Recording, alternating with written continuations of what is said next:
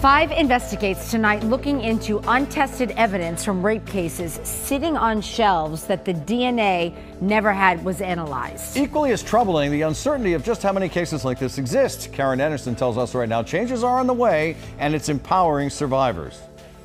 It's been a long time coming. Michelle Bowdler is a powerful voice in the movement for change, a survivor of a rape in this building in Boston 34 years ago. I was assaulted during a home invasion by 2 men. The attack, one in a series at the time. There were no arrests in her case. Michelle went on with her life. Then about 10 years ago, she read about thousands of untested rape kits in Massachusetts. So I started looking into what happened in my case, whether or not prosecution was possible. I wanted to know where my rape kit was, and if it was tested now, if I could find out what had happened. After a rape, a survivor's body is a crime scene, and a rape kit is used to collect and preserve evidence, an invasive procedure that can take hours.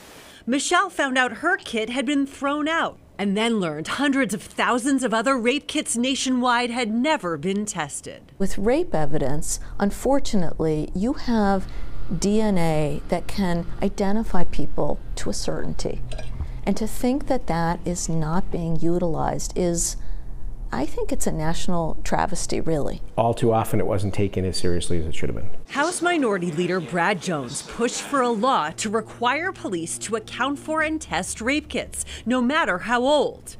In 2015, the state asked all police departments for an inventory of kits, but only 75 departments responded. For a woman or any victim to find out that their kit is not know where it's at or potentially not been tested or not taken seriously, I think is adding insult to injuries. 5 investigates reached out to the biggest police departments in the state. They all told us all of their new rape kits are tested now.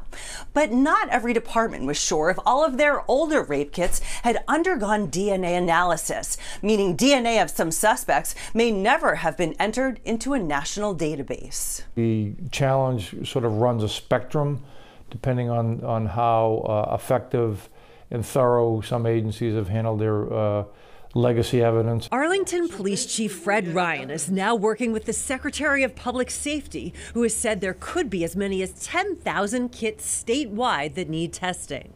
Chief Ryan's officers are now checking every single rape kit in their department. In other states, testing old kits has led to serial rapists being caught. When you think that suspects could be identified as a result of this, what goes through your mind? Justice for victim. I'm hoping that the people in Massachusetts will see, now that we're into 2018, we have well-meaning prosecutors, DAs, and law enforcement officials who are saying that they care about victims and they care about solving these crimes.